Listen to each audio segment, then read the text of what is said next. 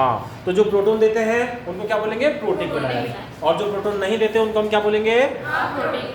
चलिए, अब इसके उदाहरण कौन कौन से हैं सर? प्रोटिक एप्रोटिक तो हमें याद आ जाएगा, है ना? तो प्रोटिक में कौन कौन से हैं जो प्रोटॉन देते हैं? अच्छा, प्रोटॉन क्या होता है जानते हो? प्रोटॉन को क्या होता है? प्रोटॉन क्या होता है? प्रोटॉन बताओ क्या? परमाणु परमाणु का नाभिक होता है? नहीं, नाभिक में रहता है। अच्छा, प्रोटॉन परमाणु के नाभिक में रहता है ना? पर प्रोटॉन कहाँ रहता है? परमाणु के नाभिक में, है ना? तो मैं कई बार बात कर चुका हूँ, प्रोटॉन इसको हम P से रिप्रेजेंट करते हैं, है ना? और ये क्या होता है? परमाणु। ये क्या होता है? परमाणु। ये किसका परमाणु है? ये परमाणु है जी हाइड्रोजन का। किसका है? हाइड्रोजन का परमाणु है। तो हाइड्रोजन का परमाणु कैसा होता है? एक प्रोटॉन होता है नाभिक में और चारों तरफ क्या होता है? एक इलेक्ट्रॉन। इस हाइड्रोजन में से यदि एक इलेक्ट्रॉन निकाल दिया जाए, यदि क्या निकाल दिया जाए? एक इलेक्ट्रॉन निकाल दिया जाए तो क्या बनेगा? H+। और H+ बनेगा तो यहाँ पे क्या रह जाएगा? एक प्रोटॉन रह जाएगा। इलेक्ट्रॉन यहाँ से हट गया तो क्या बचेगा? तो प्रोटॉन को हम P से भी रिप्रेजेंट करते हैं और कहीं पे H+ हो तो इसका मतलब भी क्या है? प्रोटॉन ही है। तो प्रोटॉन को रिप्रेजेंट करने के दो तरीके हो गए, या तो आप H+ बोल दो या फिर प्रोटॉन बोल दो। तो प्रोटॉन का मतलब सिर्फ ऐसा ही नहीं है यही प्रोटॉन ही हो, H+ भी प्रोटॉन है, ध्यान रखना। तो जो प्रोटिक विलायक होते हैं ना, वो ये प्रोटॉन नहीं देते, वो H+ देते हैं। क्या देते हैं? H+। हाँ, क्योंकि H+ समझ में आया ना H+ प्रोटॉन क्यों है? क्योंकि एक ही तो इलेक्ट्रॉन है उसके पास में, एक इलेक्ट्रॉन निकाल दोगे तो बचा ही क्या? वो प्रोटॉन ही तो बचा, है ना? अरे हाँ की ना? हाँ। तो वे विलायक जो जलीय विलयन में प्रोटॉन देते हैं प्रोटिक विलायक कहलाते हैं। वे विलायक जो जब जल को या वे विलायक जो विलायक के रूप में जब काम में आते हैं तो प्रोटॉन देने का काम करते हैं। क्या कहलाते हैं? प्रोटिक विलायक। ठीक है? अरे कितना सिंपल है। प्रोटिक विलायक मतलब प्रोटॉन, एप्रोटिक मतलब उसमें प्रोटॉन नहीं होगा। तो चलिए देखते हैं कैसे देता है प्रोटॉन। देखें क्या? चलो देखते हैं। ये देखो प्रोटॉन, ये H2O जब विलायक के रूप में लेते हैं ना तो ये सामने में रहता है। किसके सामने में रहता है? ये रहता है OH- और H+। हमारी डेफिनेशन OH से हमें कोई मतलब नहीं है, दूसरी स्पीशीज से कोई मतलब नहीं है, हमें तो प्रोटॉन से मतलब है। तो इसने प्रोटॉन दिया ना विलायक के रूप में है तब, तो ये क्या हो गया? प्रोटिक विलायक। क्या हो गया? प्रोटिक विलायक। तो जो भी H+ देते हैं सारे सारे क्या हो जाएंगे? प्रोटिक विलायक। जैसे HCl कैसे टूटता है? H+ और Cl-। तो ये भी क्या है? प्रोटॉन ही है। तो ये भी क्या हो गया? प्रोटिक विलायक। इसके अलावा एसिटिक एसिड CH3COOH, ये भी विलायक होता है। ये कैसे टूटता है? ये टूटता है CH3COO- और H+। तो आ गया ये प्रोटॉन, आ गया क्या? कहाँ पर? हाँ, OH-। लो जी, OH-। तो एसिटिक एसिड में CH3CO- और H+। तो सारे सारे गैस क्या है? प्रोटिक विलायक। ठीक है? तो वे विलायक जिन्हें विलायक के रूप में उपयोग करने पर वो प्रोटॉन देते हैं प्रोटिक विलायक कहलाते हैं। और एप्रोटिक विलायक, अब तो इसके एग्जांपल कौन से हो गए? H2O, HCl, H2SO4, acetic acid, benzoic acid, अम्ल वाली सारी चीजें क्या हो जाएंगी? प्रोटिक विलायक। क्लियर है क्या? Yes sir. एग्जाम में आएगा क्वेश्चन ये। मैं सारे पढ़ा रहा हूँ ना, सारे एग्जाम में है, लेकिन बड़ी विडंबना ये है कि जो सारा कोर्स है ना, ऐसे ऐसे पढ़ोगे तो सारा कोर्स ही सारे पूरे एग्जाम, है ना? ये भी ध्यान है, मतलब आपका पूरा रिवीजन भी पूरा भी हो जाएगा, उसमें कुछ बचेगा भी नहीं, है ना? तो मैं पेपर आउट कर देता हूँ पहले ही, लेकिन बात ये है कि वो पेपर वो पूरे ही क्वेश्चन उसमें कवर हो जाएंगे। तो कर दोगे प्रोटिक विलायक? क्या क्या एग्जाम्पल है प्रोटिक विलायक का? H2O, एसिटिक एसिड, HCl, है ना? और कोई दूसरा कोई एसिड है, बेंजोइक एसिड है ना, और ट्राइफ्लोरोपेरेसिटिक एसिड, बहुत सारे हो जाएंगे। अब हम बात करते हैं दूसरी बात किसी करेंगे, अप्रोटिक विलायक की। तो वे विलायक जो जिनको जब यूज किया जाता है विलायक के रूप में, तो उनमें प्रोटॉन देने का कोई गुण नहीं होता है। तो प्रोटॉन देने का कोई गुण नहीं होता है, तो कौन से होते हैं ऐसे विलायक? तो सुन लो, हाइड्रोजन तो होगा लेकिन वो देते नहीं है H+ कभी भी। कौन कौन से हैं? जैसे बेंजीन। क्या है? बेंजीन।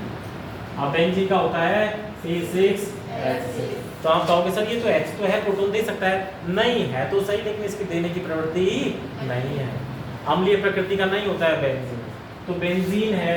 और कौन सा है विलायक के रूप में? विलायक के रूप में आ सकता है इसमें, जैसे और हम बात करें तो टॉलुइन है। क्या है? टॉलुइन। टॉलुइन कैसा होता है? वो बेंजीन के ऊपर CH3 रहता है। और क्या क्या हो सकता है? साइक्लोहेक्सेन। क्या? साइक्लोहेक्सेन। और क्या हो सकता है? हेक्सेन भी हो सकता है। हेक्सेन। हेक्सेन का फॉर्मूला क्या होता है? C6H। बताओ, C6 और H एन है, मतलब संतृप्त हाइड्रोकार्बन है। संतृप्त हाइड्रोकार्बन है तो क्या फॉर्मूला होगा? C6 और हाइड्रोजन कितने? 2n+2। तो 2n n क्या है यहाँ पे? 6 है। तो 6 दूनी 12 और 2 तो 14 हाइड्रोजन होंगे। तो हेक्सेन है, हेप्टेन है, ऑक्टेन है। मेथिल, एथिल, प्रोपेन इसलिए नहीं होते क्योंकि वो सामान्यतः गैसीय अवस्था में पाए जाते हैं। किस अवस्था में पाए जाते हैं? अरे जो अपने सिलेंडर होते हैं ना, उनमें यही तो गैसें होती हैं, ब्यूटेन, प्रोपेन, कुछ मात्रा में एथेन, है ना। तो एक गैसीय अवस्था में होते हैं, इसलिए हम इनको विलायक में काम नहीं ले सकते। जैसे ही डालेंगे ना बीकर में, वो सारा उड़ जाएगा फटाफट फटाफट फटाफट। लिक्विड नाइट्रोजन देखिए कभी किसी वीडियो में? देखिए क्या? किसको मालूम है यहाँ से नेट कैसे खोलेंगे? पता है क्या? है?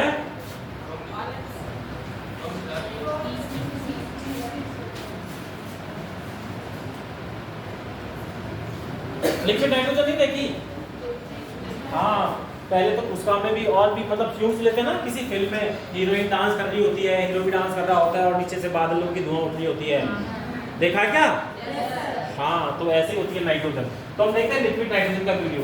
लिक्विड नाइट्रोजन में जैसे हमारे घरों में जैसे पशु होते हैं, उनको जैसे उनका गर्भाधान करवाया जाता है, तो वो जो लेके आता है ना, उसके पास एक बड़ा टैंक होता है व्हाइट कलर का, उसमें भी क्या होता है? Liquid nitrogen. वो लिक्विड नाइट्रोजन में फ्रीज करके रखते हैं, क्योंकि कम टेम्परेचर पे ना चीजें बेकार नहीं होती।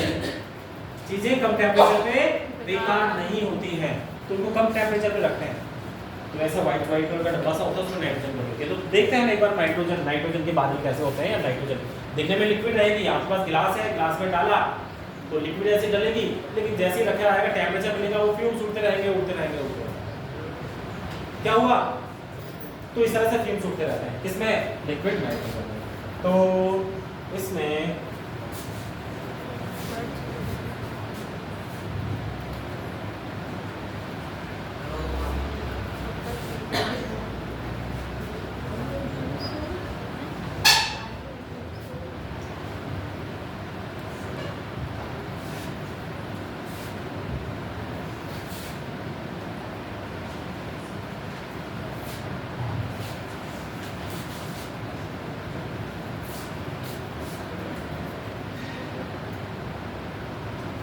यहाँ पे बोर्ड आता है ना, वैसे भी तो आ जाता है ना यहाँ पे, प्रिंटर टाइपिंग वाला नहीं आता क्या? होता है ना यहाँ पे ऑप्शन, किस साइड? यहाँ पे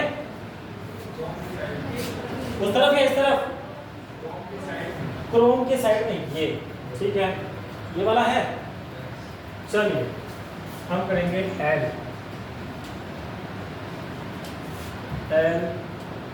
देखते हैं।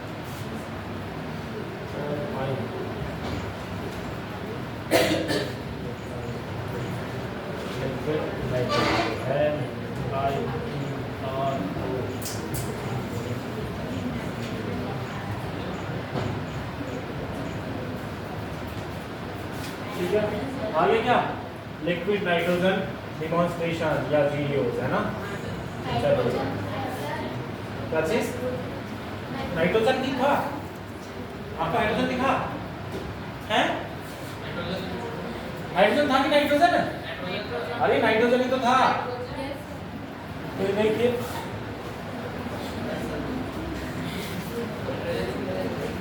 हो जाता है कई बार है, क्यों हंस रहे हो इतना? तो देखो जरा एक बार इसमें क्या चीज, आवाज की हमें जरूरत नहीं है। देखो देखो एक बार, ये व्हाइट वाला डिब्बा ये है ना, ये इसमें नाइट्रोजन है, ये इसमें से इसमें डालेगा है ना, तो देखो लिक्विड जैसा गिरेगा। ये नाइट्रोजन गैस है जो यहाँ पे है ना, ये वही है। देखो ये डाल रहा है और इसमें से फ्यूम्स उठ रहे हैं, ये लिक्विड नाइट्रोजन गैस ही होती है। अब देखो जैसे ही इसको टेम्परेचर मिलता है और इसमें से फ्यूम्स बहुत सारे उड़ते हैं।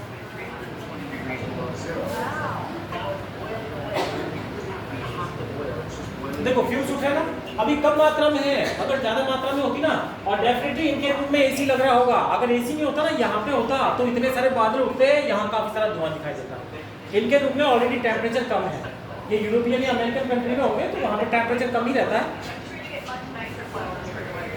ये अब ये तो आगे की बात है, इसमें हर चीज डालेंगे तो फ्रीज हो जाती है, फ्रीज होने के बाद में वो डिस्ट्रॉय हो जाती है, ऐसे टूटेगी जैसे वो कोई कांच का बना हुआ हो, क्योंकि कम टेम्परेचर पे देखो है ना, तो इस तरह से टूट भी जाता है। तो कुल मिला के लिक्विड नाइट्रोजन है ना।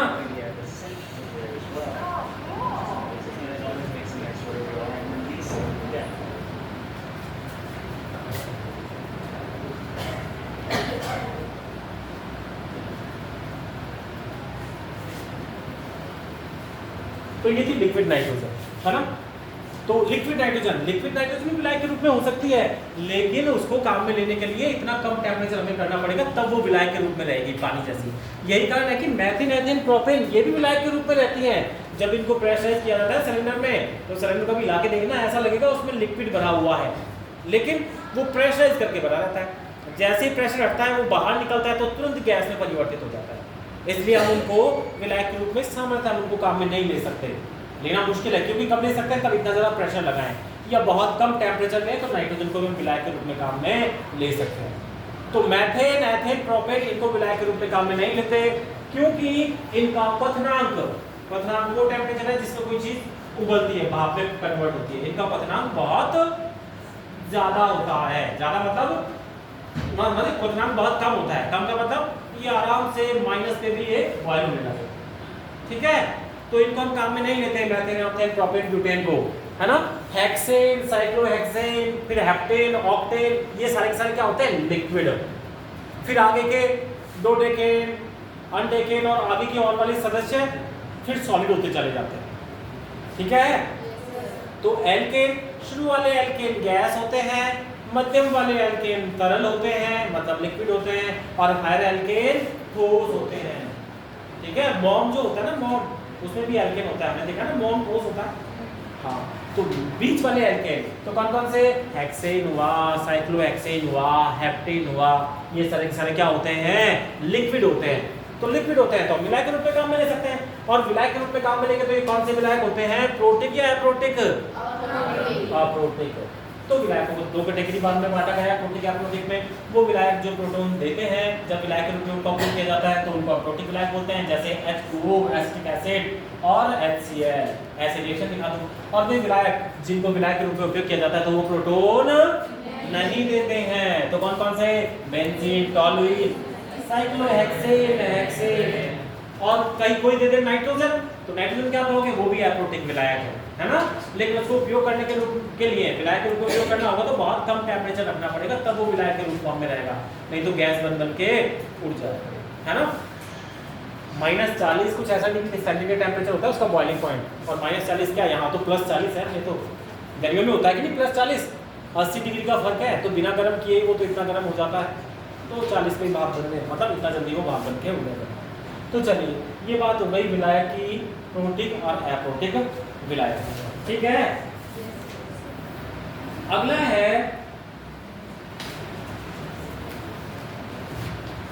है उभयप्रोटिक विलायक। अच्छा, इसमें एक कैटेगरी और है, प्रोटिक, एप्रोटिक, और बीच में आती है उभयप्रोटिक। क्या आती है, उभयप्रोटिक। उभयप्रोटिक ऐसे हैं, कंडीशन लगी देने की तो दे भी देंगे और नहीं लगी तो नहीं भी देंगे, ठीक है।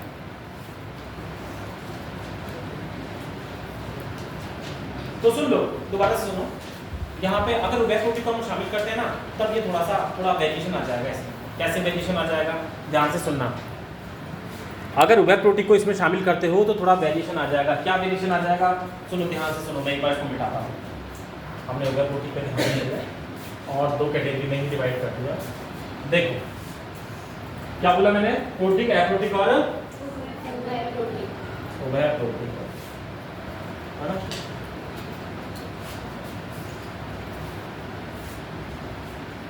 सुनो, प्रोटिक मतलब जो प्रोटॉन देते हैं। अब प्रोटॉन देने की किस किस की प्रवृत्ति है, सारे अम्लों की। कौन कौन से की, HCl, H2SO4, HNO3, ये तो क्या है, प्रोटिक विलायक। क्या है, प्रोटॉन देते हैं।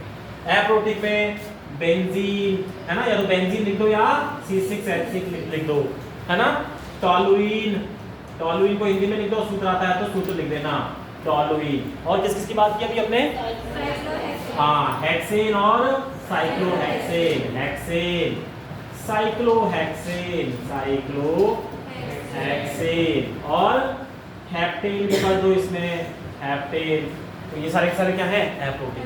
क्लियर, प्रोटिक और एप्रोटिक। प्रोटिक विलायक वो जो तुरंत प्रोटॉन देते ही देते हैं, लेने वाले को लेना ही पड़ेगा, ये तो देने के लिए तैयार है, प्रोटॉन दूंगा मैं तो वही, ये ऐसे करके है। और इनके पास प्रोटॉन नहीं होता, ये देने का काम नहीं करते। उभयप्रोटिक क्या है, कंडीशन देखते हैं, कोई लेने वाला है तो प्रोटॉन दे देंगे और नहीं लेने वाला है तो प्रोटॉन नहीं देंगे। इसमें कौन कौन से आते हैं, इसमें आता है H2O, इसमें आता है एथेनॉल, H2O मतलब जल, है ना, और एथेनॉल C2H5OH, क्या बोलते हैं इसको, एथेनॉल। और मेथेनॉल का क्या फॉर्मूला होता है, CH3, इसको क्या बोलते हैं, किसी को याद नहीं हो ना सर ये मेथेनॉल एथेनॉल कैसे बनाए, तो बोल देना, चुप मत रहना। तो ये कौन से हो जाएंगे, उभयप्रोटिक विलायक, ठीक है। तो वो विलायक जो प्रोटॉन दे भी सकते हैं और ले भी सकते हैं, है ना, मतलब नहीं दे भी सकते हैं और नहीं भी दे सकते, कंडीशन पे डिपेंड करता है। तो उनको क्या बोल देंगे, उभयप्रोटिक विलायक। तो ये एक अलग अलग क्वेश्चन हो गया, प्रोटिक, एप्रोटिक और उभयप्रोटिक। क्लियर है क्या, सबके, किसी को कोई दिक्कत है तो पूछेगा, पूछ लो, किसी को कोई दिक्कत है तो, क्योंकि सारे एग्जाम के क्वेश्चन हैं और ये सारे सिलेबस हम तक हमने पढ़ाया था ना, उसके शॉर्ट में एक तरह से पॉइंट भी हैं।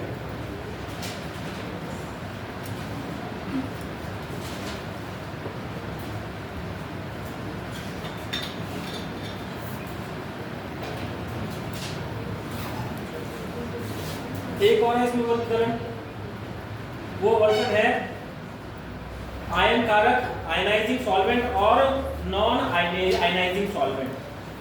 क्या है, आयनाइजिंग और नॉन आयनाइजिंग सॉल्वेंट। तीसरा क्वेश्चन ये है, आयनाइजिंग और नॉन आयनाइजिंग सॉल्वेंट के आधार पर सॉल्वेंट को कैसे वर्गीकृत किया गया है।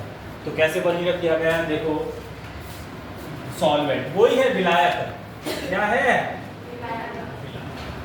देखो ऐसी बात है, आप सारे हो इसमें क्लास में, मैं एक बार तो बांट रहा हूँ लड़के और लड़कियों में, तो आधे लड़के इधर आएंगे, आधी लड़कियां इधर जाएंगे। एक बार मैं बांट रहा हूँ, आपने सभी लोगों ने पार्टिसिपेट कर रखा है गेम में, मान लो मैं कहता हूँ जिन्होंने गेम में पार्टिसिपेट कर रहा है वो एक तरफ और गेम में पार्टिसिपेट नहीं कर रहा है वो एक तरफ, तो भी दो भाग हो जाएंगे।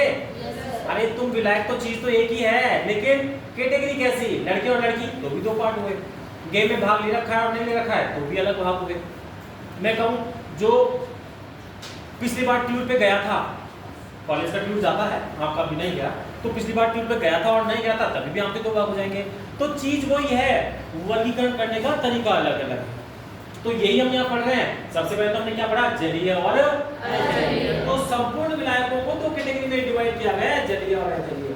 फिर हमने पढ़ा प्रोटिक, उभयप्रोटिक और एप्रोटिक।